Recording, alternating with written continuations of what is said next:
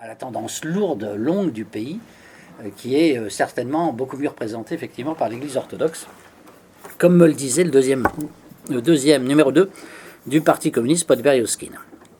Alors, maintenant, si je décline rapidement quelques grands aspects de la société russe. Alors la politique, pour commencer par la politique, bon, ce qui me frappe, moi, dans la Russie actuelle, c'est la réhabilitation de la fonction de la souveraineté, de la fonction militaire par rapport à la fonction économique. À l'époque de Yeltsin, c'est les oligarques, c'est-à-dire les milliardaires plus ou moins véreux, qui dirigeaient la politique, en fait. L'arrivée de Poutine, ça a été l'inversion, c'est-à-dire ils ont été mis au pas. Ils sont toujours là. Enfin, une partie sont partis, d'ailleurs ils sont partis, ils ont été exilés. Certains sont morts dans des conditions d'ailleurs plus ou moins bizarres, comme par exemple Berezovsky, qu'on a retrouvé pendu dans sa baignoire. Alors évidemment, tout de suite, vous avez la thèse, qui est d'ailleurs celle de Gérard de Villiers, qui consiste à dire sans aucune preuve, c'est Poutine qui l'a fait assassiner. Bon. Et puis vous avez d'autres thèses aussi, personne n'en sait rien à vrai dire, hein.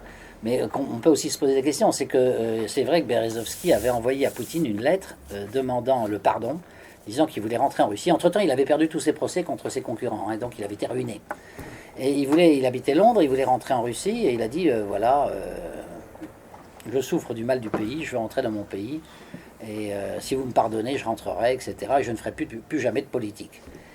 Et bon, cette lettre, on l'a, elle a été montrée d'ailleurs au Kremlin par le porte-parole du président Poutine, et moi je crois que c'est une des raisons de son suicide, disons, c'est qu'en réalité, il travaillait depuis des années et des années avec les services de l'intelligence service, les services secrets britanniques. Et quand ils se sont dit, avec tous les secrets qu'il connaît, Berezovsky va aller voir Poutine, il va révéler à Poutine tous nos secrets.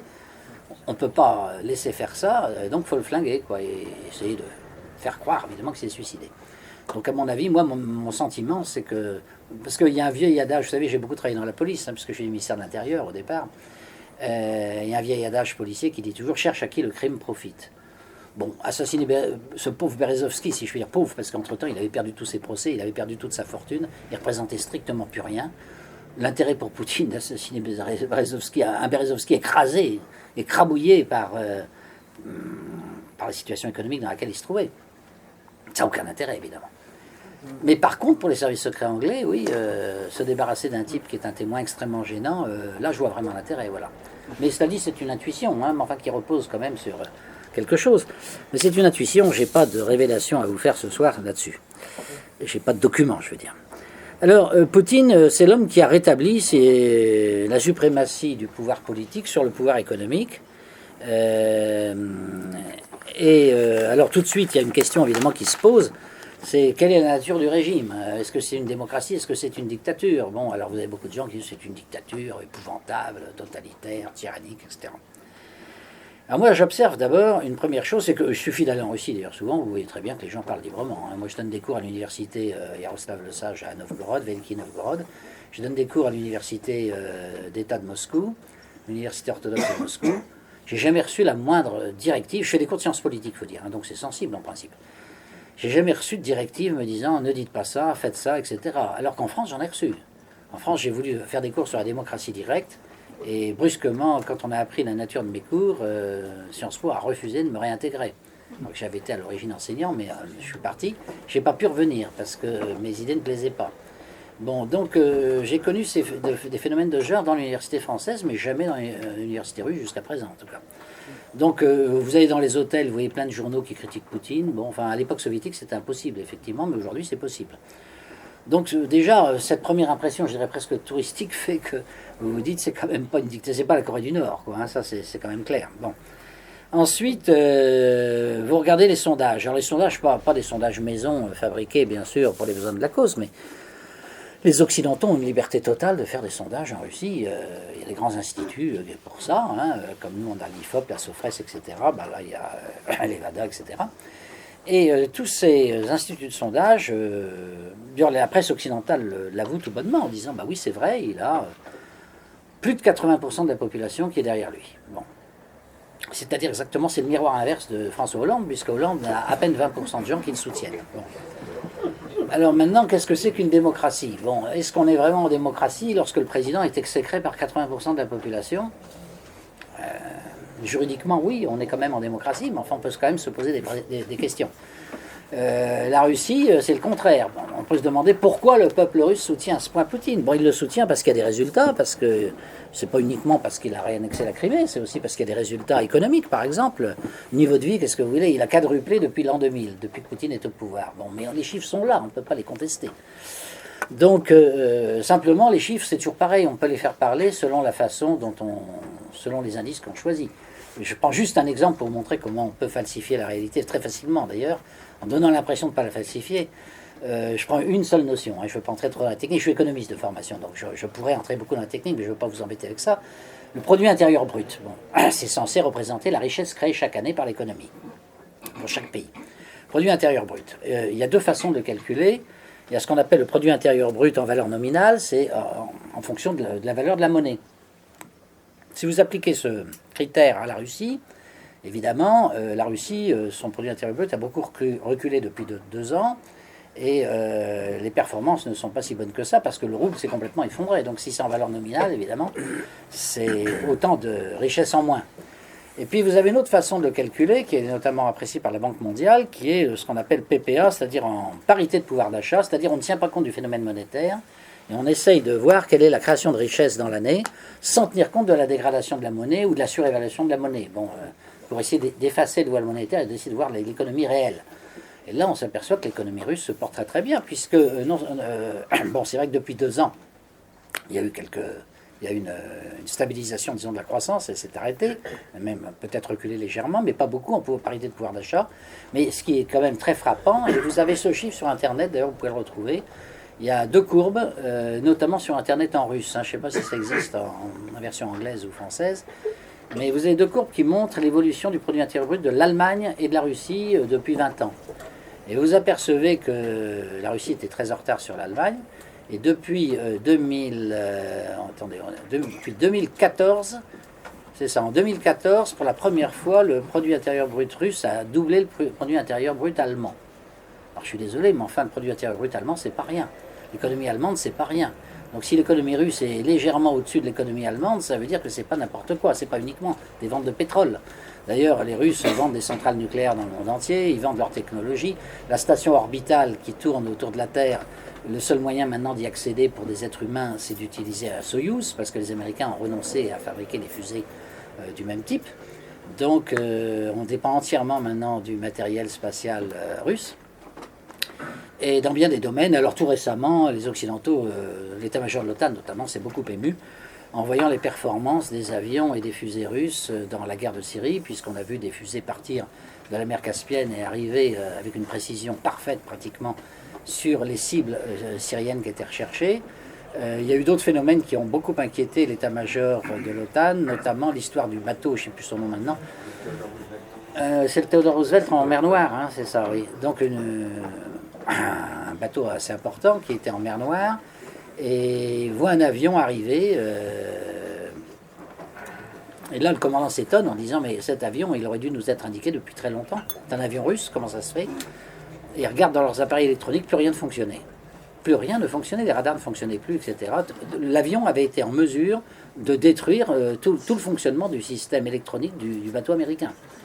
Et on s'est rendu compte qu'en matière de guerre électronique, les Russes avaient pris une avance tout à fait considérable. Et je crois que c'est un général d'ailleurs de l'armée russe qui a dit un jour en plaisantant, en disant, vous savez, on dit tout le temps qu'on fait la guerre à l'Ukraine, mais c'est une plaisanterie extraordinaire, parce que si on fait vraiment la guerre à l'Ukraine, on peut vous dire une chose, hein, en quelques heures, il n'y a plus d'armée ukrainienne. Pour une raison très simple, c'est qu'il n'y a plus de radio, il n'y a plus d'électronique. Avec notre système de guerre électronique, on a les moyens d'arrêter tous les ordres qui viennent des commandements sur les chars d'assaut. Les chars d'assaut n'ont plus personne pour leur donner des ordres. Et pratiquement, ils sont complètement paralysés. Donc, or, ce n'est pas le cas. L'armée ukrainienne n'est pas du tout dans ce cas-là, ce qui prouve bien qu'on ne fait pas la guerre. Non, enfin, ceci pour dire, mais il y a d'autres exemples. Hein. Moi, j'ai découvert au fil de mes voyages en Russie, parce que maintenant, j'y vais quand même souvent, pratiquement tous les mois. Il y a plein de choses dont en Occident on n'en parle jamais, mais qui sont des découvertes russes. Bon, il y a un truc que tout le monde connaît sûrement ici, c'est l'antivirus. On a tous ça sur nos ordinateurs, Kaspersky, quand on dit ça à l'anglaise, n'est-ce pas? En fait, c'est un brevet russe. Bon, c'est les Russes qui ont le meilleur système, enfin qui ont les brevets les plus importants, qui ont le plus vendu, en tout cas, leurs brevets dans le monde pour la lutte contre les virus informatiques. Autre exemple, Google. Tout le monde connaît Google. Bon, les Russes avaient Yandex 2 ou 3 ans avant Google. Bon. Nous, on a le GPS, ils ont GLONASS. Enfin, je veux dire, même dans les technologies de pointe, dans des domaines extrêmement variés, les Russes sont extrêmement développés. Bon. Donc, dire que c'est une économie sous-développée, je crois que ça fait partie aussi des choses idiotes. Alors, moi, je pense que l'économie russe est une économie très développée. Il suffit d'ailleurs d'aller dans le pays pour voir. Moi, je vois bien. Je donne des cours à l'université de Novgorod. Bon, je suis souvent invité à dîner le soir par d'autres professeurs, qui sont des Russes, bien sûr. Qu'est-ce que je vois? Je vois que ces professeurs d'université, ils ont une villa aux environs de Novgorod, souvent assez belle. Ils ont un appartement dans Novgorod et ils ont 3-4 voitures pour faire la liaison entre les deux. Ben, c'est quand même un niveau de vie qui n'est pas si mal que ça. Vous me direz, c'est des profs d'université. Oui, je ne suis pas sûr qu'un professeur d'université français ait toujours 4 voitures, une villa et un appartement. Pas certain. Hein. Bon, donc, au passage, d'ailleurs, je vous signale que le niveau de vie de la Russie, d'après l'ONU, hein, tout simplement les chiffres des organismes de statistiques de l'ONU, le niveau de vie même par tête d'habitant, il est plus faible que celui de la France, c'est vrai, mais il représente à peu près 3-4 fois le niveau de vie par tête d'habitant des Ukrainiens. On voit tout ce que les Ukrainiens ont perdu à se mettre à dos la Russie sur le Conseil de l'Occident. Alors je reviens à la démocratie, parce que ça c'est quand même important. La démocratie, d'après notre Constitution, article 3 de la Constitution, c'est le gouvernement du peuple, par le peuple, pour le peuple. Alors ça veut dire le gouvernement du peuple, par le peuple, ça veut dire que les gens qui gouvernent, ce sont des élus, ou alors que les décisions sont prises par référendum. Bon, vous savez comme moi que si on met à part la Suisse, la plupart des pays occidentaux sont des pays où il y a très peu de référendums. Très très peu, notamment en France. C'est possible d'en faire, mais les présidents de la République ont tellement peur du peuple qu'ils se gardent bien d'en faire. D'ailleurs, quand ils en font, il faut dire que ça ne réussit pas. Hein. Puisque Chirac, il a obtenu le non quand même quand il a voulu faire son référendum sur le traité européen. Donc, le référendum, il n'y en a pratiquement pas. Et quant aux élus, alors moi j'ai été député quand même pas mal d'années, je peux vous raconter que c'est une farce absolument gigantesque. Le député n'a strictement aucun pouvoir. Mais strictement aucun. Et j'étais en plus député dans la majorité et député dans l'opposition. Donc quand vous êtes dans l'opposition, vous n'avez pas de pouvoir, mais ça c'est normal, je dirais, parce que vous êtes dans l'opposition, dans la minorité. Mais quand vous êtes dans la majorité, vous n'avez pas de pouvoir non plus, parce que vous recevez des ordres par téléphone du gouvernement qui vous dit vous allez voter ça. Mais jusque dans les plus petits détails. Vous allez voter l'amendement 5 et l'amendement 6, et vous allez voter contre l'amendement 7. Et si vous ne le faites pas, gare à vous. Alors gare à vous, ça veut dire quoi? Ça veut dire que vous êtes indiscipliné, que la prochaine élection, on vous retirera l'investiture du parti. Si vous n'avez plus l'étiquette du parti, les gens ne voteront plus pour vous et vous êtes battu. Et ça, je connais même des cas concrets où c'est arrivé. Je vois mon collègue Vanès, Christian Vanès, qui a été sans doute imprudent. Mais Christian Vanès était député de Roubaix avec une situation très solide, pas député pendant une vingtaine d'années, il pensait qu'il était imbattable sans doute. Et Christian Vanès un jour répond à la télévision et il dit, il a cette phrase, parce qu'il a agrégé de philosophie, hein. Ça lui a échappé, et il dit, vous savez, vous me demandez mon avis sur l'homosexualité, moi je veux dire une chose, l'homosexualité est inférieure moralement à l'hétérosexualité. Comment vous dites ça, inférieur? Il dit, bah oui, mais j'applique tout simplement le critère de Kant, puisque pour Kant, ce qui est moral, c'est ce qui est universalisable. Par exemple, le meurtre n'est pas universalisable. Si tout le monde tue tout le monde, il n'y a plus d'humanité. Donc on voit bien que c'est pas moral, puisque c'est pas universalisable. Par contre, le fait de respecter la vie d'autrui, ça c'est universalisable. Si tout le monde le respecte, bah, la société continue à fonctionner. C'est pareil pour le vol, c'est pareil pour beaucoup de choses. Il dit l'homosexualité, si elle est universalisable, c'est-à-dire si tout le monde devient homosexuel, il n'y a plus d'enfants, et à ce moment-là, l'humanité disparaît. Donc en appliquant simplement le critère de la moralité de Kant, eh bien l'homosexualité n'est pas morale, au sens kantien du terme. Qu'est-ce qu'il n'avait pas dit là? Plein d'associations, évidemment, se portent partie civile contre Christian Vanès. Mais il se dit, c'est pas grave, c'est une bataille entre moi et des associations. Bon, de toute façon, au nom de la liberté de parole, je serai sûrement lavé. Eh ben non. Il est condamné en première instance. Et pourquoi il est condamné? C'est parce qu'au tribunal, il y a le procureur qui se lève et qui fait un énorme réquisitoire contre lui, disant qu'il est un type épouvantable, qui veut discriminer une partie de la population française, que c'est une honte, etc. Et Vanès était sidéré, il s'est dit, mais qu'est-ce qu'il fait le procureur? Le procureur, il défend l'État, en fait. Pourquoi il m'attaque? C'est une histoire privée, presque entre des associations privées et moi. Et le procureur se mêle de ça. Alors, il téléphone au ministre de la Justice, qui était de son parti, parce qu'il était UMP, donc, enfin, ou RPR à l'époque, je ne sais plus comment ça s'appelait. Et le ministre, qui s'appelait Clément, lui dit, écoute, je suis désolé, oui, je sais, j'ai été obligé de donner un ordre au procureur de t'abattre le plus possible. Je dis, mais pourquoi t'as fait ça? Ah, parce que j'ai reçu un ordre de l'Élysée. T'as reçu un ordre de l'Élysée? Mais enfin, c'est pas possible, je suis un soutien du président de la République, je comprends pas. Il dit non, mais sa fille Laurence a estimé qu'elle fait partie du lobby LGBT, comme on dit, du lobby homosexuel. Et elle m'a téléphoné en disant que son père était foudrage et qu'il fallait absolument donner une leçon à ce petit fasciste de Van Est. Et donc j'ai été obligé de donner des ordres au procureur. Alors, Van Est, évidemment, est quand même assez écœuré de voir ce qui s'est passé. Moi, il a fini par gagner en appel au nom de la liberté d'expression et finalement, il n'a pas été condamné. Donc vous me direz, finalement, ça se termine bien. Ben non, ça se termine bien judiciairement, c'est vrai. Il n'est pas condamné. Mais dans le parti, il y a un lobby important d'homosexuels qui disent on ne peut pas redonner l'investiture à Van Est, qui est un type impossible, vous avez vu ce qu'il a dit, etc. Et le parti lui a refusé l'investiture. Ce qui fait que c'est son suppléant qui a eu l'investiture du parti, qui a été élu, qui s'appelle Gérard Darmanin. Lui, il a été candidat libre, sans parti politique, si vous voulez. Il a fait 15% des voix, ce qui est déjà bien pour une personne isolée. Mais il n'y avait plus le parti. Donc il a été battu et maintenant il n'est plus député. Donc c'est pour vous dire que le député, il ne fait pas ce qu'il veut et qu'il doit obéir au gouvernement. Alors, la définition de la démocratie en France, c'est le gouvernement par le peuple pour le peuple. Alors par le peuple, d'abord il n'y a pas de référendum, ou presque jamais, et ensuite les députés, ils sont aux ordres du gouvernement en réalité. Ils ne votent pas la loi dans leur âme et conscience, pas du tout, ils obéissent aux ordres que leur donne le gouvernement. Vous me direz, le gouvernement, après tout, ce sont des hommes politiques qui ont été élus par le peuple, donc c'est toujours démocratique. Alors ça c'est la théorie, mais en pratique, quand vous êtes député comme je l'ai été, vous voyez très bien que c'est pas comme ça que ça marche. C'est les hauts fonctionnaires qui décident de tout. Moi j'étais les deux, alors je sais très bien, quand j'étais député j'avais aucun pouvoir, quand j'étais à l'inspection générale, je rédigeais des textes de loi qui étaient reprises par le Conseil des ministres, comme la loi par exemple qui a été faite pour créer un organisme de déontologie pour les sociétés de sécurité privée. Bon, cette loi c'est moi qui l'ai rédigée de A à Z. Et le Conseil des ministres l'a accepté, la majorité l'a accepté. Et puis voilà, mais c'est en tant que haut fonctionnaire que j'ai réussi à faire passer cette loi. Mais quand j'étais député, j'ai jamais réussi à faire passer une loi quelconque. Donc c'est les hauts fonctionnaires en fait qui dirigent. C'est un mensonge total de dire que c'est les élus. Les fonctionnaires, d'abord, ils ont l'avantage de la permanence, ils sont là depuis tout le temps, si je puis dire. Alors que les élus, ils sont là, ils viennent, selon qu'ils sont battus ou non. Ensuite, ils ont une qualification technique juridique qui est plus forte que celle des députés, la plupart du temps. Ou alors ils sont eux-mêmes énarques. Mais quand ils sont énarques, à ce moment-là, ils sont des deux côtés de la barrière. Alors évidemment... D'ailleurs, je vais vous raconter aussi une petite anecdote là, qui n'est pas sur la Russie, mais qui vous montre comment fonctionne le système occidental, quand même, pour comparer avec la Russie. Puisqu'on dit la France est une démocratie, la Russie est une dictature. Donc il faut parler des deux, évidemment. Je prends juste un exemple. C'est Juppé qui m'invite à déjeuner avec une dizaine de députés pour parler de la réforme fiscale. Il dit voilà, j'ai convoqué une dizaine de députés parce que vous avez sûrement des idées sur les réformes fiscales qu'on peut faire en France. Parce que vous rencontrez beaucoup de gens, etc. Donc on va faire le tour de la table, chacun va sortir les réformes possibles que vous souhaitez. Et puis j'ai mon conseiller fiscal à côté, l'inspecteur des finances, là, qui est là, et qui va noter tout ça. Et on choisira 2-3 réformes qu'on fera cette année.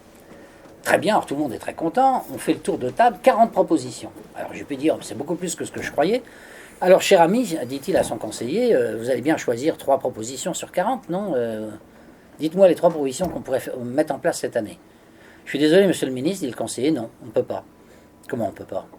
Aucune des 40 propositions de messieurs les députés ne peuvent être retenues. Ah bon, mais pourquoi? Parce que nous avons une doctrine à la Direction générale des impôts, il n'est pas question de toucher à cette doctrine. Or, les propositions qui sont faites vont toutes contre un ou plusieurs principes de notre doctrine. Donc, il n'est pas question d'adopter aucune de ces réformes. Alors, Juppé est un peu sidéré. Il dit, bon, c'est votre première réaction de technicien, je la respecte, etc. Mais dans 8 jours, on va rediscuter de tout ça, vous me trouverez sûrement 3 réformes à faire. Et l'autre lui répond, mais sur ce ton-là, certainement pas, monsieur le ministre. Alors, on reste tous un peu sidérés. Juppé se lève pour s'en aller, je me précipite vers lui, je lui dis, dis donc Alain, tu vas quand même pas suivre ton conseil, il est d'une arrogance inimaginable. Ah non, hein, toi, s'il y a vraiment quelqu'un qui n'a pas le droit de me dire ça, c'est bien toi. Je dis, moi, mais pourquoi? Je te rappelle, je suis le ministre, toi, tu es le député. Je dis, oui, d'accord, tu es le ministre, moi, je suis le député. On est chacun dans son métier, c'est pas le problème. Il dit, non, mais ce que je veux dire, c'est que toi, tu as fait l'ENA. Donc, tu sais très bien comment ça marche. Donc, tu n'as pas le droit de me faire ce genre de réflexion. Parce que les autres, tous nos collègues là, qui n'ont jamais fait l'ENA, c'est des crétins, ils comprennent rien, ils sont nuls, ils connaissent pas l'administration. Évidemment, ils peuvent se permettre de dire n'importe quoi. Mais toi, tu n'as pas le droit de dire n'importe quoi. Parce que toi, tu as fait l'ENA, tu sais comment ça marche. Et tu sais très bien que si je n'obéis pas aux directives de la Direction générale des impôts, je ne pilote plus aucune manette dans ce ministère. Alors c'est là où j'ai commencé vraiment à comprendre comment fonctionnait le système. Et là, je vous ai parlé de la haute administration, j'aurais pu parler aussi du rôle de la presse, du rôle des syndicats, et des ministères entièrement dirigés par les syndicats. Et à ce moment-là, les représentants du peuple, je peux vous dire qu'ils comptent pour vraiment rien du tout. Alors, la démocratie en France, alors c'est ce que je dis d'ailleurs aux Russes quand je fais des cours, évidemment, ça leur plaît beaucoup, hein, ça c'est sûr. Les étudiants sont très intéressés. Mais c'est du vécu, hein, c'est des choses vraies. Je suis désolé, c'est pas dans les livres, c'est pas dans les journaux, mais c'est vrai. Et alors, en Russie, qu'est-ce que je constate? Alors, il n'y a pas beaucoup de référendums, c'est vrai. C'est prévu dans la Constitution, on peut en faire, de temps en temps il y en a, mais il n'y en a pas beaucoup. La Constitution d'ailleurs a été approuvée par référendum, enfin la nôtre aussi. Là, il n'y a pas de différence. Mais d'un autre côté,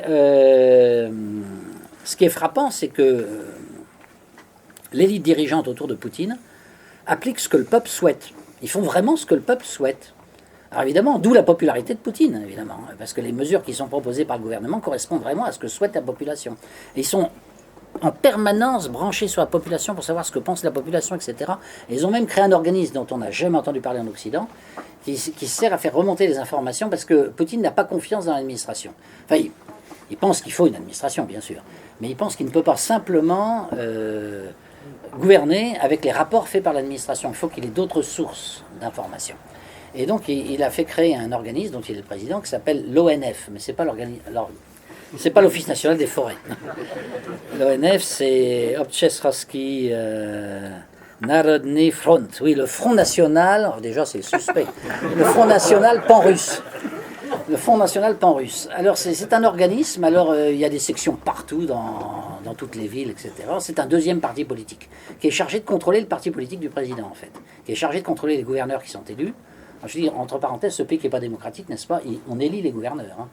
Bon, chez nous, les préfets, ils ne sont pas prêts d'être élus, ils sont nommés par le gouvernement. Donc, la France est démocratique, la Russie ne l'est pas. Pas au niveau du choix des préfets, en tout cas. Hein, ça, puisque chez eux, ils sont élus. Mais comme le Kremlin se méfie beaucoup de ses propres représentants, d'ailleurs, notamment pour des raisons de corruption, etc., et ils ont décidé de mettre en place ce système, donc qui est une espèce d'administration parallèle, enfin, mais composée de citoyens de la société civile, comme on dit en France. Donc c'est cet organisme, l'ONF, qui fait remonter toute une série d'informations, qui dénonce en quelque sorte les responsables administratifs ou politiques locaux au Kremlin, et qui vérifie si les directives du président Poutine sont bien appliquées au niveau local. Donc c'est un espèce de contre-pouvoir à l'intérieur du pouvoir, si vous voulez. Alors vous allez me dire, c'est peut-être très machiavélique d'avoir fait ça, mais c'est parce que, à tort ou à raison, le président Poutine pense qu'on ne peut pas faire confiance à un monopole administratif unique, et qu'il faut donc par conséquent qu'il y ait des pouvoirs qui s'équilibrent entre eux et qui se contrôlent mutuellement, de telle façon que lui puisse avoir de meilleures informations sur ce que souhaite vraiment la population. Alors moi, le résultat de tout ça, enfin pour ce que j'en sais actuellement, en tout cas, c'est mon sentiment, c'est que sur le plan formel, c'est-à-dire juridique, la Russie et la France se ressemblent énormément, d'autant plus que la constitution russe a été bâtie, vous savez peut-être, à partir du modèle français, en bonne partie. Les juristes qui ont rédigé la constitution à l'époque. Donc il n'y a pas beaucoup de différence. Simplement, je vous dis, les préfets sont élus alors que chez nous ils sont nommés. Donc c'est plutôt les maires sont élus directement alors que chez nous ils ne sont pas élus directement. Ils sont élus par le conseil municipal. Donc vous avez des éléments qui sont presque plus démocratiques en Russie que chez nous. Sur le plan formel, disons qu'au total il n'y a pas beaucoup de différence. Formel, j'entends par là juridique. Hein. Mais sur le plan sociologique, sur le plan de la politique qui est vraiment menée, la politique est menée par la présidence russe, elle est vraiment calquée sur ce que souhaite vraiment la population, avec ce système évidemment d'aller-retour d'informations qu'on n'a pas du tout ici, nous, dans notre pays, où nous on ne fait qu'écouter l'administration et les syndicats. Bon. Je crois que la Russie en fait est plus démocratique que la France. Alors ça fait très scandaleux peut-être de dire ça. D'ailleurs, je le dis dans mon livre, je dis bon, c'est un livre qui va peut-être faire scandale sur ce point, parce qu'effectivement, mais c'est la conclusion à laquelle je suis arrivé. Donc voilà, c'est pas une dictature, c'est une démocratie, un peu différente de la nôtre, mais qui m'a l'air de fonctionner plutôt mieux. L'économie, j'en ai dit quelques mots, on pourrait évidemment en dire beaucoup plus. L'armée, l'armée est redevenue une des principales armées du monde, c'est la première du monde par la force nucléaire, par le budget c'est la troisième, derrière la Chine et derrière les États-Unis. Mais ce qui est intéressant quand on étudie l'armée, alors ça j'en parle beaucoup dans mon livre, là je serai plus bref à cause de l'heure, mais il y a les moyens matériels, il y a les moyens technologiques qui sont très développés bien sûr, mais il y a le fait qu'on a redonné à l'armée son rôle qui a toujours été un rôle qu'elle a eu dans toute l'histoire je crois de la Russie, qui est un rôle moral et éducatif. C'est-à-dire qu'on pense que l'officier est un modèle sur le plan moral. Vous savez, il y a 3 jours, il y avait la fête ce qu'on appelle la fête des hommes en plaisantant en Russie, parce qu'il y a la fête des femmes comme chez nous, mais il y a aussi la fête des hommes. La fête des hommes, c'est la fête du défenseur de la patrie. Parce que l'homme est considéré d'abord comme celui qui défend la patrie en cas de guerre. Et alors on vend dans les boulangeries, etc., on vend des petits canons, des petits chars d'assaut, etc. Et il est de bon ton pour les femmes, paraît-il, d'offrir à leur mari un cadeau. Tiens, je t'offre un char d'assaut en chocolat. Et quand il y a la fête des femmes, les hommes offrent aux femmes des fleurs. Ça, c'est plus classique. Hein, et vous savez à quel point les fleurs sont appréciées en Russie. Ils vendent énormément de fleurs par rapport à nous. Donc, il y a cette idée que l'armée, c'est quelque chose qui doit former les gens sur le plan moral, en quelque sorte, et pas uniquement sur le plan technique. On a recréé des écoles de Cosaques, ça c'est une volonté de Poutine. Il y a eu des interviews assez amusantes, d'ailleurs, qui sont parues dans Le Monde, où il y a un journaliste qui arrive dans une école de Cosaques, il y a partout marqué honneur et patrie, valeur et discipline, enfin ce genre de valeurs. Bon, là, je vous cite la devise de la marine française, mais enfin, c'est la même chose en Russie. Et alors, la journaliste va d'étonnement en étonnement, elle voit que les enfants ils se lèvent au son du clairon, qu'ils ont des uniformes, qu'ils saluent le drapeau tous les matins. Et alors, à un moment, elle demande à un petit garçon qui a une quinzaine d'années, alors quel métier tu veux faire plus tard? Parce qu'une partie de ces enfants vont aller dans l'armée, mais d'autres pas du tout, ils vont aller dans le secteur privé. Si je veux. Et le petit garçon lui dit, moi plus tard, je sais ce que je veux être, je serai patriote. Et il donne ça comme son métier futur. Bon, donc c'est une ambiance évidemment assez différente de la nôtre de ce point de vue-là, où l'armée donc joue un rôle important. Je vais venir maintenant d'ailleurs au rôle de l'Église aussi. L'armée joue un rôle important, l'Église aussi. Et je pense à l'Église, pourquoi? C'est parce que l'Église, on construit les églises dans les casernes. Bon, chez nous, c'est plutôt le contraire. Je connaissais une église qui était dans une caserne, c'était à Rocancourt, il y avait le grand quartier général de l'OTAN, et les Américains avaient installé une église au milieu de la caserne. Et quand les Américains sont partis, parce que De Gaulle leur a demandé de partir en Belgique, il y a déjà des années, quand on a quitté l'OTAN à l'époque, enfin l'organisation intégrée, cette caserne a été donnée à l'armée française. La première chose qu'a fait l'armée française, ça a été d'abattre l'église. De l'abattre. Ça aurait pu la désaffecter. Non, non, non, non, le bâtiment a été détruit. Voilà. Alors en Russie, c'est le contraire, évidemment. On construit des... Moi, une fois, mais c'était déjà à l'époque Yeltsin, donc ça date pas de Poutine. Je vais au ministère de l'Intérieur, je rencontre le ministre de l'Intérieur, que je connais bien, que je continue à voir maintenant, d'ailleurs qui n'est plus ministre de l'Intérieur maintenant, qui est un vieux général qui s'appelle Kulikov. Et il me dit, je ne peux pas vous recevoir parce qu'il y a une cérémonie très importante. Et d'ailleurs, je vous invitais à la cérémonie. Allez au rez-de-chaussée, il y a une voiture qui vous attend, qui vous emmènera là où il y a la cérémonie. Alors, je dis, bon, voilà, on va y aller. Hein. Et à l'époque, je ne parlais pas un mot de russe, donc je me retrouve vraiment complètement isolé avec un chauffeur qui parlait que le russe. Bon. Et je me retrouve dans une voiture, la voiture démarre en trombe, et on roule pendant 1 heure. Je me dis, mais où est-ce qu'on va? Où est-ce qu'on va? Où est-ce qu'on va? Je commençais à me dire, c'est quand même bizarre cette affaire-là. Et au bout d'1 heure, la voiture fait un grand virage à droite, je me souviens, on rentre dans une caserne immense, et je vois des tanks alignés à l'horizon, et puis des troupes qui sont au garde à vous. Je vois mon interprète, je lui dis, ah, je suis content de vous revoir Vladimir, parce que je suis isolé, là, comme je ne parle pas la langue du pays. Et est-ce que vous pouvez me dire qu'est-ce qu'on vient faire ici? Il me dit, oui, on vient inaugurer une église. Et moi, comme je vois que des tanks autour de moi et des troupes au garde à vous, j'éclate de rire. Il me dit, mais si ça vous fait tellement rire, retournez à Paris. Vous n'êtes pas obligé de rester. Alors je dis, oh, vous n'allez pas vous vexer. J'ai rigolé, c'est parce que j'ai pas vu d'église. Il me dit, elle est là-bas. Alors, il me montre l'horizon, et effectivement, il y avait un soleil extraordinaire. Et on voyait les toits en or, les bulbes dorés qui scintillaient au soleil. Il y avait une église au loin. Et là-dessus arrive une voiture avec le patriarche, qui était Alexis à l'époque, et le ministre de l'Intérieur, Kulikov. Et tous les deux sortent de la voiture, prennent la tête d'un défilé. Il y a tout un défilé militaire et ecclésiastique qui va vers l'église pour inaugurer l'église. On me demande de les accompagner, donc je les accompagne. Messe orthodoxe debout, alors j'avais pas pu rentrer dans l'église parce qu'elle était trop petite, vu la foule qu'il y avait. Et donc je suis debout pendant l'office. Et il y a un grand général qui s'approche de moi et qui me dit, vous êtes le député Blot? Je dis, oui, oui. Je me présente à vous, général Kalachnikov. Je dis, oh, c'est pas possible. Mais, non, c'est pas moi. C'était mon oncle. C'était mon oncle. Je viens vous donner un message de la part du ministre de l'Intérieur. Il y aura un déjeuner auquel vous êtes conviés tout à l'heure. Mais alors, il faut que vous me suiviez systématiquement. Attachez-vous à mes pas, parce qu'il y aura un barrage de police à un moment. Tout le monde ne pourra pas entrer. Et si vous êtes barré à ce moment-là, on ne se retrouvera plus jamais. Alors, donc, je reste bien derrière lui, après la messe, et on va donc déjeuner. Et là, je me retrouve dans une pièce. On m'a enlevé mon appareil photo, ce que j'ai toujours regretté, mais c'était comme ça. Et il y avait une grande table en forme de fer à cheval. Et au bout, il y avait le patriarche et il y avait le ministre de l'Intérieur en uniforme de général. Et puis du côté du ministre de l'Intérieur, il n'y avait que des généraux, et de l'autre côté, il n'y avait que des métropolites en grande tenue ecclésiastique. Et puis, en civil, tout au bout de la table, il y avait mon interprète et moi. Et puis le ministre de l'Intérieur prend la parole, s'adresse au patriarche et lui dit, voilà, je suis ministre de l'Intérieur, donc je me bats contre les criminels, contre les voyous, et vous réarmez moralement la Russie, et on a absolument besoin de l'Église, parce que la police ne peut pas tout faire, et la police ne peut pas insuffler la moralité par la répression chez les jeunes, il faut donc qu'il y ait autre chose, et c'est l'Église qui peut faire le mieux ce travail, et donc je vous remercie de tout le travail que fait l'Église russe pour redonner une conscience morale à la jeunesse et au peuple russe, et à ce titre je vous décore de l'ordre de, je ne sais plus ce que c'était, mais enfin une décoration. À la suite de ça, le patriarche se tourne vers le ministre de l'Intérieur et lui dit, ben vous, mon général, vous êtes ministre de l'Intérieur, vous luttez contre le crime, donc contre le péché, et à ce titre, je dois vous décorer de l'ordre de Saint-Georges, parce que vous rendez des services à la moralité et donc à la chrétienté tout entière, au service de Dieu.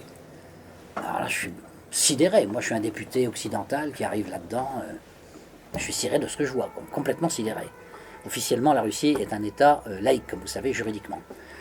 Alors je me dis, c'est quand même curieux. Et puis là-dessus, mon interprète me dit, mais attention, attention, le patriarche s'adresse à vous. Et effectivement, le patriarche dit, ben voilà, je sais qu'il y a là un député français et j'aimerais savoir ce qu'il pense de ce qu'il vient de voir. Moi, je n'avais rien préparé, évidemment.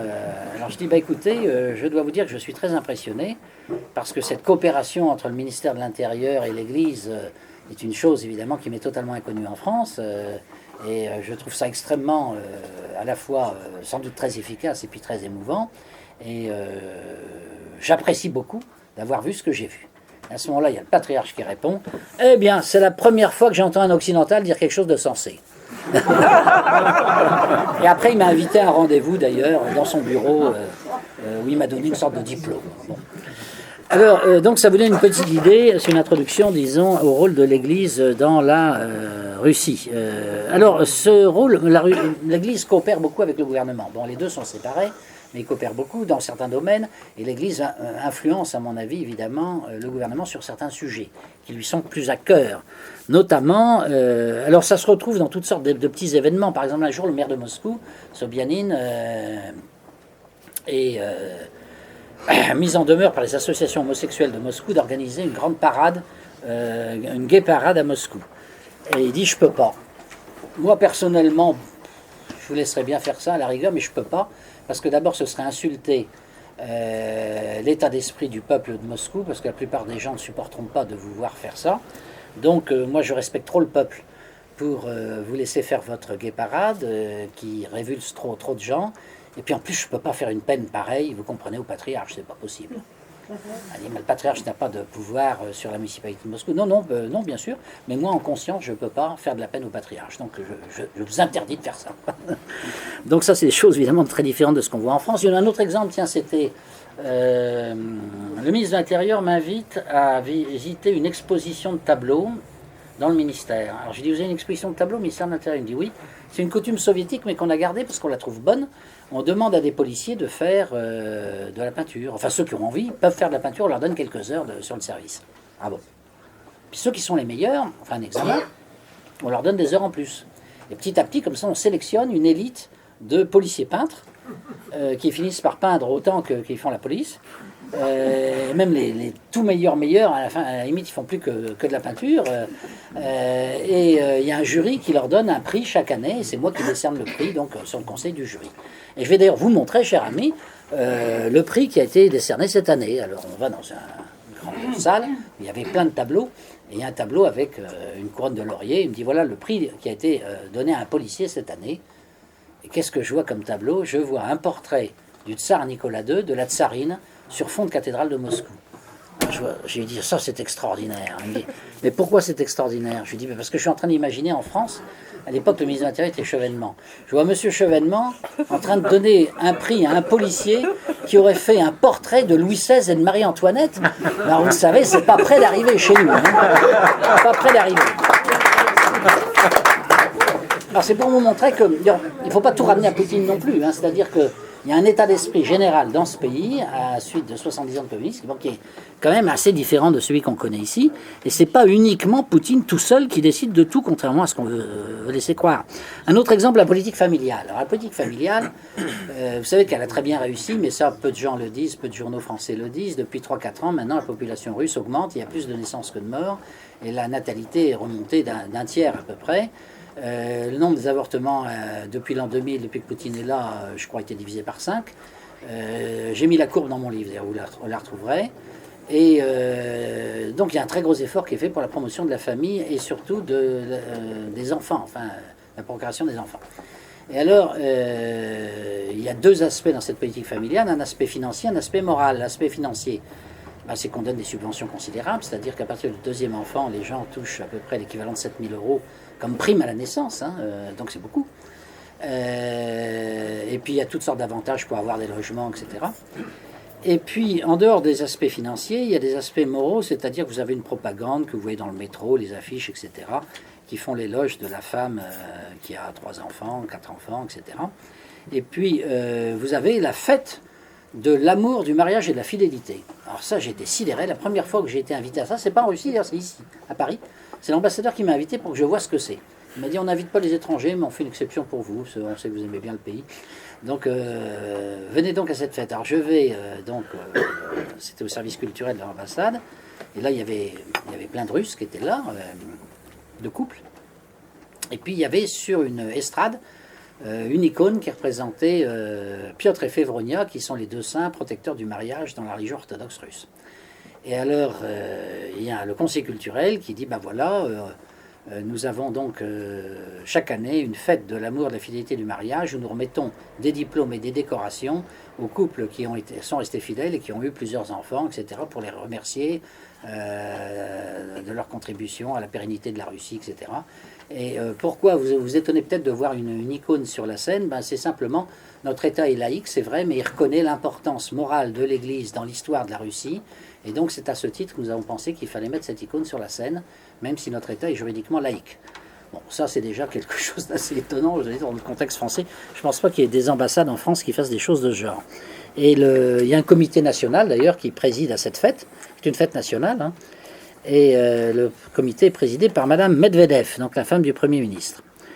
Alors, bon, je vois que l'heure tourne, donc je vais être obligé de dire quelques mots pour finir.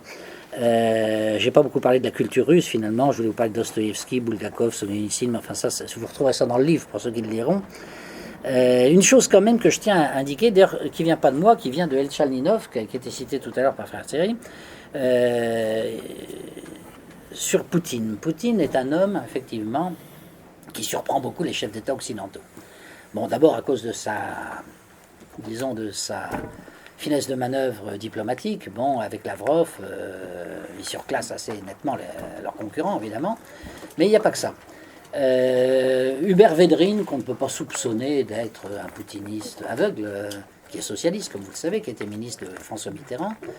Hubert Védrine a eu cette phrase il y a quelque temps, il n'y a pas si longtemps que ça, où il a dit, vous savez, Poutine, évidemment, il étonne beaucoup les Occidentaux parce que il a une profondeur que les autres n'ont pas. D'abord, il lit des livres, lui, ce qui n'est pas le cas des hommes politiques occidentaux. Il lit des livres, et non seulement il lit des livres, mais figurez-vous qu'il lit des livres de philosophie. Et il fait même des retraites dans des monastères. Il a d'ailleurs un confesseur que je connais, moi, que je connais un petit peu, le père Tyrone, qui a fait des livres, un livre notamment sur les saints de tous les jours, qui s'est vendu à plusieurs millions d'exemplaires en Russie. C'est le confesseur du président Poutine. Bon. Et alors... donc Elchalninov, dans son livre, dit oui, il y a des choses étranges. Il reprend un petit peu ce que dit Védrine, finalement, en disant Poutine semble s'intéresser à la philosophie, à la théologie. On ne peut pas le nier a priori. Par exemple, il a fait une chose très étonnante l'année dernière. Il a distribué à tous les préfets russes et à tous les directeurs des administrations centrales 3 livres de philosophie. De l'inégalité de Berdyaev, la justification du bien de Soloviev et nos devoirs de Ivan Iline. Les 3 philosophes en question sont en même temps théologiens, ils sont orthodoxes bien sûr, ils sont patriotes et ils sont issus de l'élite de l'exil des Russes blancs au moment de la révolution soviétique, puisqu'ils ont tous été expulsés. Berdiev vivait à Clamart, comme vous savez, sans doute. Soloviev, je ne sais plus trop où d'ailleurs.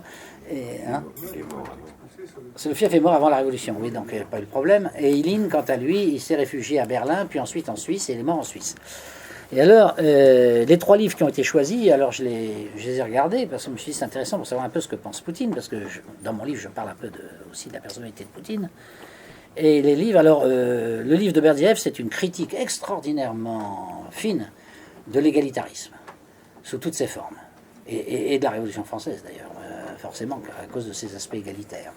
Et il explique que l'égalitarisme débouche, s'il est poussé jusqu'au bout, débouche sur le meurtre, sur le goulag, sur les camps de concentration, etc. Donc c'est un livre contre l'égalitarisme, disons, et contre le socialisme, de façon générale. Bon. Le livre de Soloviev, lui, c'est un peu différent. Il explique que le bien n'est pas l'utilité. Et que la grande faute morale de l'Occident, c'est de confondre l'utilité économique avec le bien moral. Et donc c'est en fait une critique de l'Occident, finalement, en expliquant que si on ramène le bien uniquement à l'utilité financière, ben à ce moment-là, effectivement, à la limite, les passeurs qui font passer des immigrés ou les proxénètes qui exploitent des prostituées, ils sont très bien puisqu'ils gagnent beaucoup d'argent. Hein. Il n'y a que l'argent qui compte, n'est-ce pas? C'est un peu ça l'Occident quand même. Il n'y a que l'argent qui compte. L'argent remplace le sens moral. Bon. Et ça, c'est la critique de Soloviev. Soloviev qui est intéressant pour les Français parce que, comme vous le savez, c'est un orthodoxe qui s'est converti au catholicisme, donc il représente l'ensemble, disons, de la communauté chrétienne. Je dirais un mot d'ailleurs de Kirill et de Pape François tout de suite. Et puis le troisième, Ivan Ilyin, bah, c'est un livre très intéressant, sur notamment l'importance pour les Russes de se replonger dans le patriotisme comme valeur centrale pour que la société puisse fonctionner de façon valable. Et alors, oui, je disais, Soloviev, oui, à l'intersection de l'orthodoxie et du catholicisme, il y a eu cet événement extraordinaire dont vous avez entendu parler, tout récent, la rencontre du pape François et du patriarche de toute la Russie. Ils ont fait une déclaration, que vous pourrez trouver sur Internet, qui est, d'ailleurs, j'aurais mise dans mon livre si ça avait lu à ce moment-là, mais là, c'est trop tard. Peut-être pour la 3e édition, je l'ajouterai en annexe. Elle est très intéressante. Très intéressant. C'est une critique, effectivement, de la société séculière que l'on connaît, et l'idée que les orthodoxes et les catholiques doivent se réconcilier pour combattre l'ennemi commun, qui est l'ennemi séculier, une espèce d'axe Rome-Moscou, si je puis dire, qu'on opposerait, si vous voulez, à l'axe maçonnique occidental, qui est inspiré d'une façon tout à fait différente, évidemment.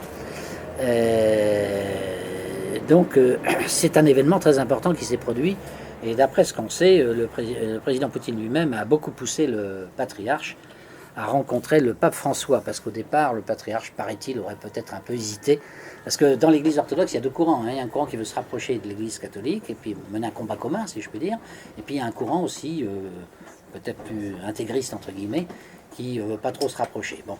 Cela dit, moi je me souviens, par exemple, là encore une anecdote, je me souviens d'une rencontre que j'ai eue avec le métropolite de Moscou, qui s'appelait Pityrim, qui est mort maintenant, qui avait été au goulag pendant des années, le malheureux. Et il me dit, j'aimerais beaucoup avoir des contacts avec l'Église catholique, avec les Occidentaux, j'en ai pas, ça me manque, vous pourriez m'organiser ça? Je dis, oh, je peux vous organiser des contacts avec l'Église catholique française, oui, il devait y avoir des gens qui parlent russe, là, qui pourraient vous voir, peut-être. Oui, mais je veux pas voir n'importe quel type de catholique, il me fait. Je dis n'importe quel type de catholique, mais il n'y en a qu'une sorte, c'est pas les protestants, il y a des églises différentes, il n'y a qu'une seule église catholique. Il me dit, oui, enfin, oui, bien sûr, juridiquement, il n'y a qu'une seule église catholique, mais enfin... Vous voyez très bien ce que je veux dire. Je dis non, pas tellement. Il me dit, ah ben écoutez, je vais vous préciser les choses. Moi, j'ai entendu parler d'un évêque, je me suis procuré des documents en russe sur ce qu'il faisait, etc.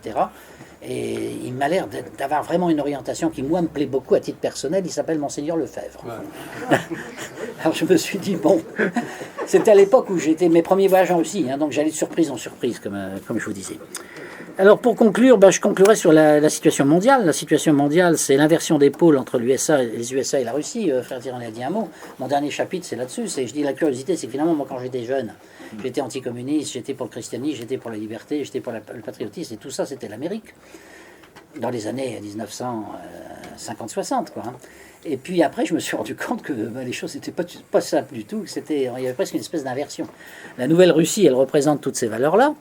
Et quant aux USA, les États-Unis ont dérivé, surtout les élites. Le peuple, c'est-à-dire on est en train de le voir maintenant, il y a une coupure totale maintenant entre le peuple et les élites en Amérique. Et ça commence à avoir des conséquences politiques qui s'appellent Trump ou autre chose. Mais les élites américaines se sont gauchies complètement, sous l'influence des universités et notamment des courants néo-marxistes qui ont fleuri là-bas. Des gens comme Marcuse, on disait le penseur de mai 68, Marcuse, Herbert Marcuse. Et donc l'Amérique a dérivé vers des idées, entre guillemets, gauchistes. Et la Russie, au contraire, est retournée à la tradition. Ce qui fait qu'évidemment... cette évolution est tellement importante et tellement gigantesque, disons, qu'il y a beaucoup de gens qui n'arrivent pas à suivre l'évolution et qui n'arrivent toujours pas à comprendre ce qui s'est passé. Mais il est certain que pour nous, déjà, géopolitiquement, la France a intérêt évidemment à avoir de bonnes relations avec la Russie.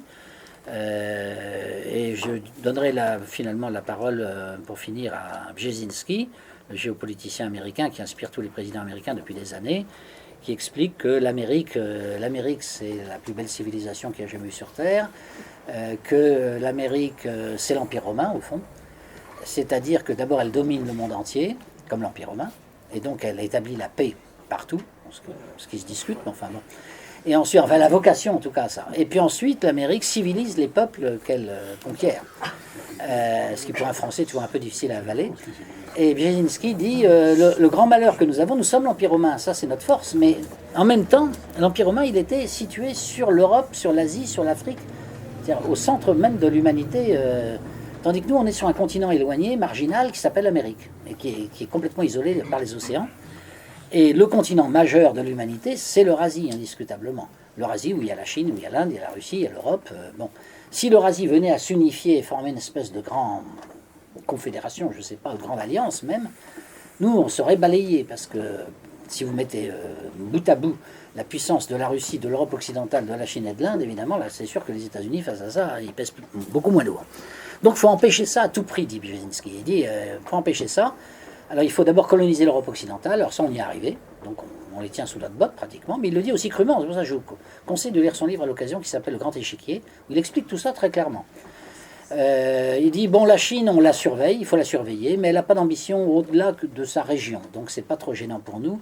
L'ennemi le plus gênant, c'est la Russie, parce que la Russie, d'abord, elle fait la liaison entre l'Est et l'Ouest, entre la Chine et l'Europe, ensuite, c'est quand même un empire, c'est immense, elle a une vocation impériale que nous ne pouvons pas supporter, nous, en tant qu'Américains, et cette vocation impériale, il n'y a qu'un seul moyen de la briser, c'est de créer un conflit majeur entre l'Ukraine et la Russie.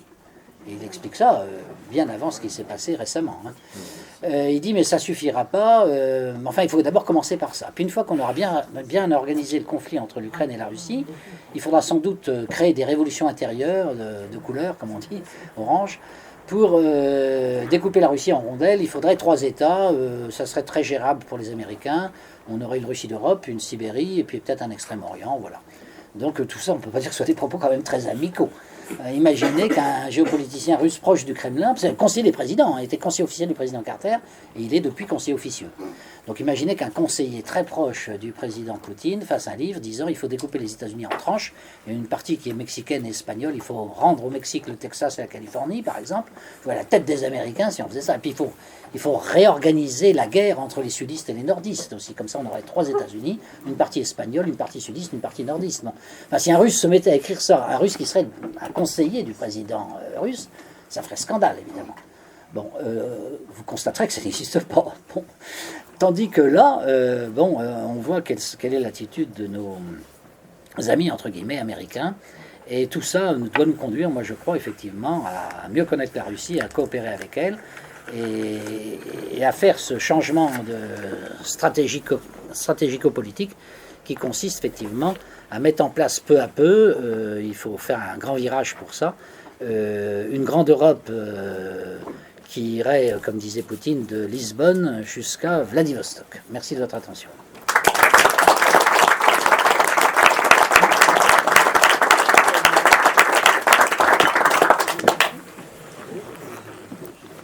Encore merci de votre brillant exposé.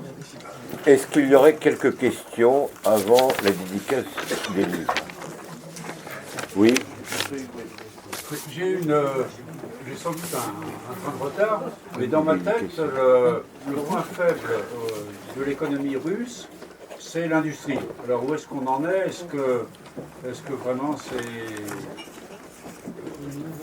est-ce que Poutine est apte à développer l'industrie russe? Bon, vous doutez bien que lorsque je vous dis que le produit national brut de la Russie a rattrapé celui de l'Allemagne, c'est pas uniquement grâce aux services et grâce à l'agriculture. Il y a forcément une composante industrielle très importante là-dedans. L'industrie russe, elle est très inégale selon les secteurs. Il y a des secteurs où la Russie... Et encore, mais même, je vois par exemple un secteur traditionnellement faible dans mon esprit, ça reste l'industrie automobile. Et depuis quelque temps, eh bien, l'industrie automobile russe se met à exporter massivement. Mais pas du tout chez nous, hein, ça c'est sûr. Ils font des voitures qui ont des prix très bas. Et grâce à ça, ils arrivent à exporter aux Indes, en Chine. Bon. Donc voilà un secteur qui était considéré comme complètement sinistré après l'Union soviétique, qui n'est pas le plus performant de la Russie, ça c'est loin de là, mais qui arrive à exporter et qui finalement est en train de se transformer rapidement. Dans d'autres domaines, évidemment, la tradition d'excellence russe est très forte. Bon, c'est le cas de toutes les industries d'armement, d'une façon générale. C'est le cas de l'électronique, j'en ai parlé tout à l'heure, à propos de l'armée, mais c'est l'électronique en général. C'est vrai, les centrales nucléaires quand même, toute l'industrie nucléaire. Alors, vous savez qu'il y a un très bon indice pour mesurer la puissance industrielle d'un pays, c'est la consommation d'électricité. Là, c'est pas influencé par la monnaie, rien du tout. C'est vraiment la consommation d'électricité. Ça correspond vraiment d'abord, évidemment, à ce que consomme la population, c'est vrai, mais aussi à l'industrie, parce que l'industrie consomme beaucoup d'électricité. Et la Russie est, si ma mémoire est bonne, je crois, troisième, je crois. Troisième parce qu'il y a quand même avant la Chine, avec 1,2 milliard d'habitants, donc évidemment ça pèse beaucoup. Et il y a l'Amérique. Donc elle est troisième. On peut considérer que la puissance industrielle de la Russie correspond à cet indice de la production d'électricité. Voilà. Mais il faudrait voir branche par branche, bien sûr. Il y a des branches très faibles et puis il y en a d'autres qui sont au contraire tout à fait excellentes. En tout cas, c'est tout sauf un pays sous-développé. C'est complètement idiot de dire ça. Mais c'est souvent dit. Oui. Oui. C'est bon, la réponse. Sur le plan géopolitique, je voulais savoir, est-ce que vous avez des contacts directs occasionnels avec Poutine? Ah, écoutez, je suis membre du club de Valdai, qui est un club où Poutine vient chaque année. On a une session d'1 semaine chaque année, avec des experts du monde entier. Et il assiste à une journée de nos travaux. C'est-à-dire que pendant une journée, on est avec lui. Hein. D'accord. Il assiste à tous les travaux, etc. Alors, mais cela dit, je ne l'ai jamais vu en tête à tête. Okay. Par contre, je connais bien quelqu'un qui l'a vu en tête à tête. Et je voulais même commencer par ça au début, puis j'ai oublié. C'est celui qui a fait ma préface, c'est Philippe de Villiers. Il a fait ma préface et j'ai dîné avec lui. Il m'a dit, tu sais, j'ai eu une drôle d'impression en rencontrant Poutine. Il me dit, j'ai quand même passé 3 heures avec lui à Sotchi. Et au début, j'avais vraiment l'impression d'avoir en face de moi le président de la Russie. Je dis, bah oui, ça paraît normal. Il me dit, oui, ça c'est normal. Mais 3 heures après, je me suis dit, mais je suis en face de quelqu'un de tout à fait différent. Et là, ça m'a vraiment beaucoup impressionné. Alors je lui dis, mais quoi alors? Ça veut dire quoi ça? Il dit, ben, j'ai eu l'impression d'avoir en face de moi le plus grand défenseur de tout l'Occident chrétien, de tout le monde chrétien, de la chrétienté. Et ça avait l'air d'avoir beaucoup marqué Villiers, ça. Hein. Alors, je ne sais pas ce qu'ils se sont dit dans le détail. Est-ce que vous, je termine, est-ce que vous savez, par rapport à Poutine, est-ce qu'il est conscient au niveau géopolitique mondial de l'importance de la monnaie tenue par les grands banquiers qui vont tout faire pour essayer de casser les reins aussi de la Russie, surtout s'il veut devenir libre, indépendant, parce qu'il est sous le contrôle, je crois, des Rothschild, sa banque centrale, et il rencontre Kissinger régulièrement.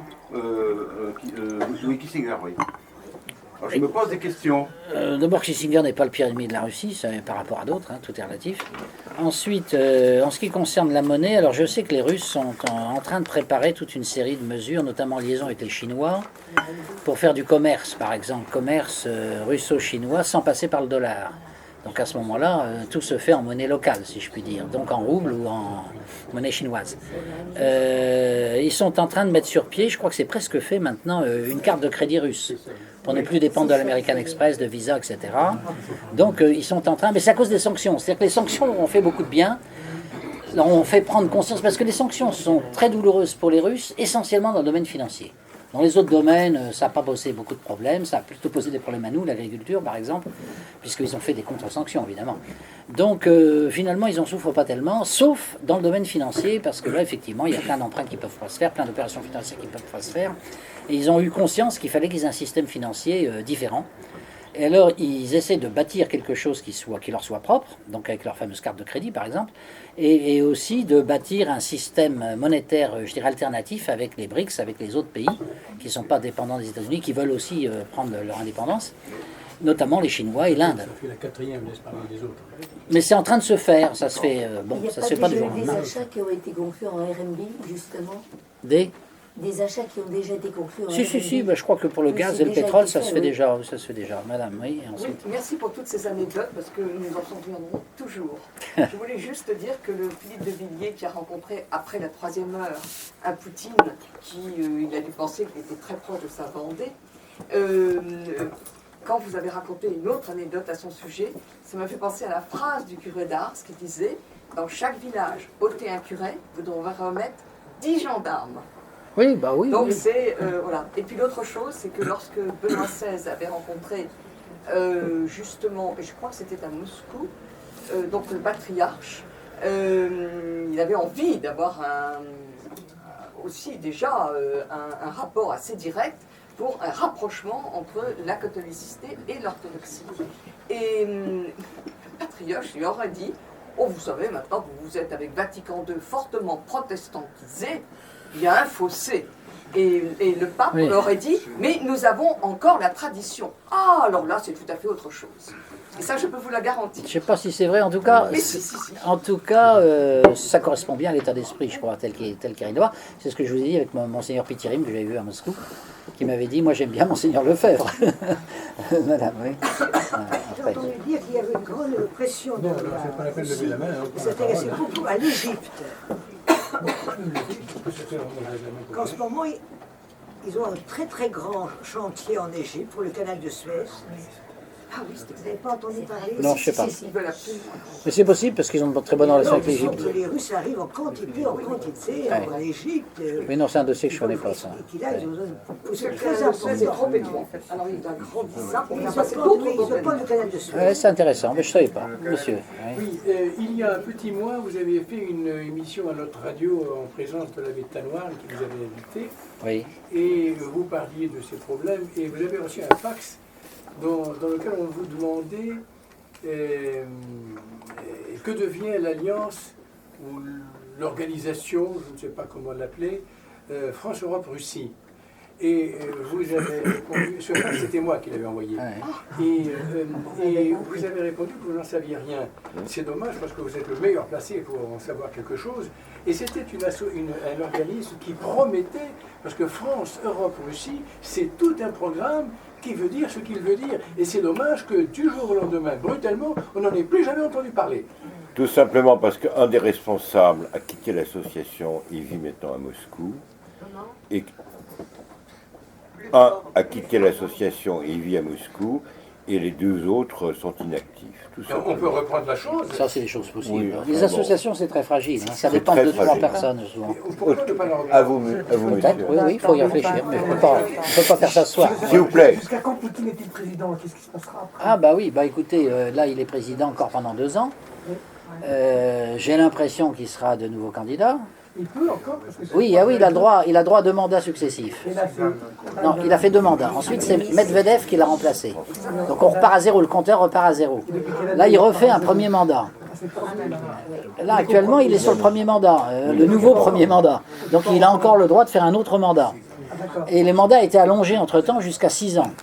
Donc il a 6 plus 2, ça fait 8 ans. Enfin bon. alors, je voulais vous poser une Mais question. il y a un autre parce que, président Fatima, on a dit que le salut du monde viendrait de la Russie, de l'Ukraine. S'il vous plaît. Est-ce que vous avez des informations là-dessus? Est-ce que Poutine aurait des liens avec ça? Avec quoi? À Fatima, il a été dit que le salut du monde viendrait de la Russie, de l'Ukraine, en Oui, partie. oui. Alors, est-ce qu'actuellement, avec le retour de l'orthodoxie, le tout ça, il y a quelque chose? Bon, l'Ukraine, il y a de quoi faire toute une soirée hein, sur l'Ukraine, parce qu'il y a beaucoup de choses à dire, évidemment. La situation est en train de se dégrader très très rapidement en Ukraine. Je ne suis pas sûr que le gouvernement reste longtemps là, le président non plus. Les Occidentaux en ont assez parce que ça leur coûte vraiment très cher. Je ne sais pas comment ça va tourner de façon très très précise, mais à mon avis, la situation actuelle ne peut pas durer éternellement parce qu'elle se fait au détriment des Ukrainiens qui vont bientôt crever de faim si ça continue. Enfin, l'économie ukrainienne est dans un état absolument catastrophique.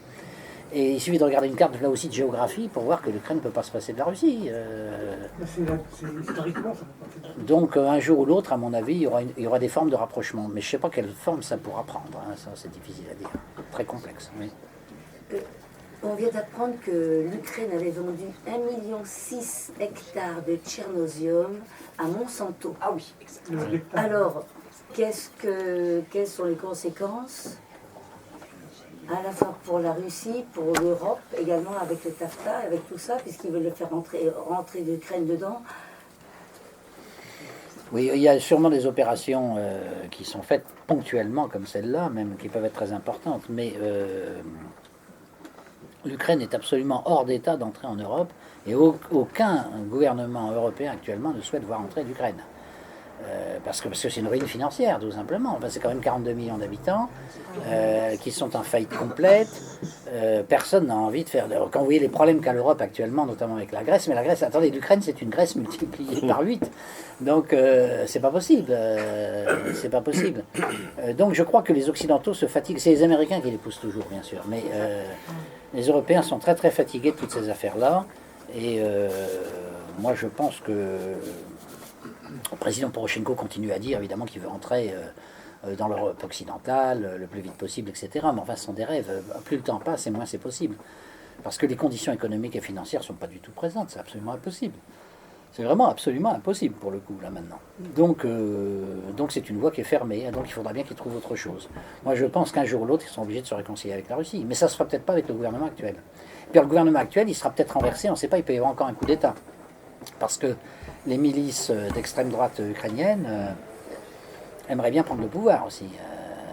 Parce qu'on les a utilisés, on les a instrumentalisés. Mais déjà, ils ont fait des manifestations énormes devant le Parlement ukrainien. Hein. Vous avez peut-être vu le film qui est passé, assez extraordinaire sur Canal+, qui montre l'action des milices d'extrême droite à Kiev. Bon, mais c'est pareil, ces milices, elles ne sont pas enracinées dans le peuple ukrainien. Elles sont enracinées dans l'Ouest, oui, dans la Galicie. Mais ailleurs... moi, je crois que la politique ukrainienne actuelle, telle qu'elle était menée depuis 2-3 ans, ne débouche vraiment sur rien. C'est un échec complet. Mais alors, ce 1,6 million hectares de terre, c'est quand même une implantation déguisée mais réelle des USA en Europe. Et pour faire un barrage, il y avait déjà de Greenbelt. Maintenant, c'est encore pire. Mais il y a plein d'autres choses, hein, si vous voulez, il y a plein d'autres choses. Parce que si vous commencez à faire le bilan de l'implantation de l'économie américaine en Europe, là aussi, il y a une soirée entière, on pourrait en faire une soirée entière là-dessus. Ouais. Par là, non, il n'y a pas... Je crois que il ne faut pas que j'oublie mon côté gauche. La critique de Poutine récemment de Lénine, officiellement, il a pris position aussi, c'est important. Oui, alors c'est un sujet délicat, bien sûr, Lénine, parce que si vous allez encore en Russie, vous verrez des statues de Lénine partout, bon, ça c'est sûr. Cela dit, j'ai fait beaucoup rire le directeur d'un centre de recherche qui est très proche du Kremlin, parce que je suis rentré dans son bureau et qu'est-ce que je vois? Je vois 2 grands portraits sur le mur. Un portrait de Berdyaev, que j'ai reconnu, le philosophe Berdyaev, donc, qui est un russe blanc, et un portrait, j'ai l'impression que c'est un portrait de Lénine. Alors je lui dis, vous avez un portrait de Lénine, il a éclaté de rire. C'était pas Lénine, c'était Iline, parce que Ivan Iline, sur certaines photos, ressemble à Lénine. Et il a aussi une petite barbe. Mais les orientations philosophiques du régime, si vous voulez, non, mais ça, c'est les 2 portraits, ça symbolisait les orientations philosophiques de Poutine, en fait. Hein. c'est-à-dire Berdyaev et Lénine. C'est exactement le contraire de Lénine. Donc, alors maintenant, il commence à en parler de façon un peu plus publique, parce qu'il ne veut pas créer une division à l'intérieur de la société russe en brutalisant, parce qu'il y a encore des nostalgiques. Et donc, il veut procéder par... C'est un homme extrêmement prudent, et il ne veut jamais forcer l'opinion publique sur un sujet où il sent que c'est pas mûr. C'est toute la différence avec notre gouvernement actuel, qui, par exemple, sur le mariage pour tous, bon, il y avait beau y avoir des millions de gens dans la rue, ça fait rien, on continue, on passe en force. Poutine, c'est tout sauf ça. C'est pour ça qu'il n'est pas un dictateur dans ce sens-là. C'est un type qui ne passe jamais en force. Il attend de voir le mûrissement de la société, de voir ce que souhaitent les gens. C'est pour ça qu'il a été un excellent judoka et qu'il applique le judo à la politique. Sans doute, sans doute. C'est plus efficace que la boxe. Exactement. Mais vous savez quel était le chef d'État qui adorait le plus la boxe, mais ça ne lui a pas réussi. Hein. Mais je ne vais pas dire s'il y a des boxeurs dans la salle qui le prennent pas mal, mais il y a un homme qui fait un éloge de la boxe au moins sur 10 pages dans son principal livre. Il s'appelait Adolf Hitler. Il disait que la boxe était le meilleur des sports, etc. Alors effectivement, d'une certaine façon, c'était un peu un boxeur, mais ça ne lui a pas réussi. Il vaut mieux faire du judo. À quand la consécration de la Russie au Sacré-Cœur? Ah ça, alors là, vous me posez des questions qui me dépassent. Là. Mais si un jour vous avez un représentant du patriarche à cette table, peut-être grâce à Frère Thierry, vous pourrez lui poser la question, il sera mieux placé que moi. Mais là, je ne peux pas vous répondre. Oui. Petite question. À votre avis, quelle orientation province de Donetsk et Lugansk vis-à-vis de l'Ukraine? C'est quand même des populations pro-russes. Oui. Et en fin de compte, c'est des populations qui ont été martyrisées. À mon avis, je pense que ce sera difficile qu'ils reviennent dans le giron de l'Ukraine. C'est dans les accords de Minsk. Normalement, dans les accords de Minsk, on doit leur donner une très large autonomie. Alors, qu'est-ce que c'est qu'une très large autonomie maintenant? Ça peut être beaucoup. Hein. Les représentants, par exemple, ils ne voulaient pas d'autonomie, ils voulaient une indépendance totale. Oui, mais c'est un sujet, évidemment, qui dépend de la politique internationale, malheureusement pour eux. Donc, moi, je pense que ça se ferait plutôt en deux temps. Peut-être, dans un premier temps, une très grande autonomie. Puis une fois que vous avez la très grande autonomie, c'est pour ça d'ailleurs que Kiev ne veut pas céder même là-dessus. Mais enfin, Kiev a quand même signé les accords de Minsk. Mais dans les accords de Minsk, ils doivent accorder l'autonomie. Une fois que vous avez l'autonomie, dans un deuxième temps, vous pouvez aller un peu plus loin. Mais ça ne va pas se faire comme ça du jour au lendemain. Parce que de toute façon, la plupart des pays ne veulent pas qu'on touche aux frontières. Parce qu'ils ont peur que ça déclenche après d'autres remises en question dans d'autres pays, etc. Donc l'attitude générale de la plupart des États, c'est de dire on ne touche pas aux frontières. Voilà. Évidemment, c'est contraire à la volonté d'un certain nombre de peuples, ça c'est sûr, à commencer par l'Ukraine de l'Est. Hein, ça, c'est surtout c'était la partie la plus industrielle, la plus riche. Oui. Mais enfin, de toute façon, ils ne reviendront pas avec un statut classique à l'intérieur de l'Ukraine. Ça, c'est pas possible. Ça, effectivement, ça me paraît impossible. Oui, ça, c'est impossible. Mais il y aura des formules... normalement, il y aura des formules de compromis qui devront être trouvées, quoi. Est-ce qu'on pourrait imaginer que la Galicie retourne vers la Pologne, c'est-à-dire que l'Ukraine se coupe en deux? Alors il y a même eu un bruit qui a couru, mais je crois que c'était pas sérieux, mais enfin on peut tout imaginer. C'était un, je sais plus, Premier ministre polonais qui avait rencontré Lavrov, je crois qu'il lui avait dit on est prêt à vous donner la Galicie. Parce que ça intéresserait les Polonais, évidemment. Mais on revient toujours à cette question de frontières, quoi. Cela dit, quelqu'un m'a dit un jour à Moscou qu'un spécialiste des affaires étrangères russes, il m'a dit que quand Staline a annexé la Galicie, les experts du ministère des Affaires étrangères lui ont dit ne faites surtout pas ça, parce qu'on n'arrivera jamais à les assimiler et ça sera toujours une source de problèmes pour la Russie. Laissez soit une Galicie indépendante, faites un petit État galicien, ou soit vous les laissez aux Polonais, mais ne les intégrez pas dans l'Ukraine, ça n'aura que des inconvénients. Et Staline a répondu écoutez, j'ai gagné la guerre, combien de divisions il s'est dit de toute façon, je fais ce que je veux, voilà. Et puis finalement, il a annexé la Galicie. Mais je pense que les fameux experts avaient sans doute raison. Oui, le problème est resté. Ils auraient dû faire comme les Romains, qui ont remarqué que le nord de la Grande-Bretagne n'était pas romanisable, les Pics et les Scots, et Adrien a construit son mur que l'on voit encore. C'est vrai, c'est plus sage. Mais la Galicie, c'est vrai que c'est un problème en soi. Hein. Ça, c'est pour un État ukrainien qui est le prix de soi. Hein. Oui. Je vais poser deux questions, cher monsieur. Oui, l'autre fois, nous avons acheté votre livre, qui est vraiment formidable, La Russie de Poutine. Et êtes-vous au courant qu'un jour, il y a des années, Poutine a dit à Chirac, lorsqu'ils étaient assez amis, Poutine lui a dit « Un jour, vous remercierez la Russie d'avoir sauvé l'Occident chrétien de l'islamisation. » C'est possible, je ne sais pas. Je ne suis pas au courant de cette phrase, mais c'est pas impossible. Hein. Alors, deuxième question. C'est pas impossible. Le président Poutine a-t-il connaissance de votre livre? Oui. Bah, je vais vous faire une petite confidence. Après le Nouvel An, j'ai eu un coup de fil de Moscou d'un expert qui se trouve dans l'administration du Kremlin, que je connais bien, qui m'a téléphoné, qui m'a dit « J'ai une agréable mission ». Je dis « Ah bon ?» Oui, je dois vous transmettre, je dois vous dire que le président Poutine a lu votre livre, qu'il l'a beaucoup apprécié, et il m'a demandé de vous transmettre ses plus chaleureux remerciements. J'étais assis sur mon bureau, je dois dire que je suis resté un peu cloué, je ne m'attendais pas du tout à ça. Mais ça vient de quelqu'un qui est vraiment tout à fait, c'est un très très proche de Volodine, Volodine étant lui-même le secrétaire général adjoint de l'administration présidentielle. Hein. Donc apparemment, j'ai eu, même si c'est indirect, j'ai eu des remerciements du président Poutine.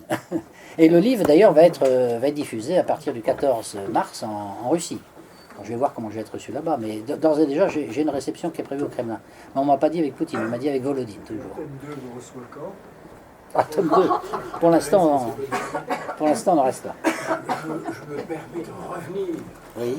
Sur la première question qui me tient beaucoup à cœur pour des raisons qui sont un peu longues à exposer ici. Si nous arrivions, si nous tentions de reformer ce mouvement de France-Europe-Russie qui, à mon avis, à mon humble avis, s'impose plus que jamais de nos jours, et vu la situation que nous connaissons, surtout que vous connaissez si admirablement, et que nous proposions comme président Poutine, de cette association France-Europe-Russie, comme président Poutine, et comme représentant en Europe, vous. Alors, qu'en pensez-vous? Qu'est-ce qu'on risque? Oui, vous avez été député européen. Il faut demander à Poutine. Hein. Mais c'est un sujet sur lequel on peut revenir un jour. Mais non, c'est un sujet sur lequel on peut reparler un jour, mais pas comme ça du jour au lendemain. Comment on peut faire? On peut vous contacter comment? Oh ben, vous pouvez me joindre. Hein. Frère Thierry vous donnera mon email. Merci beaucoup. Voilà.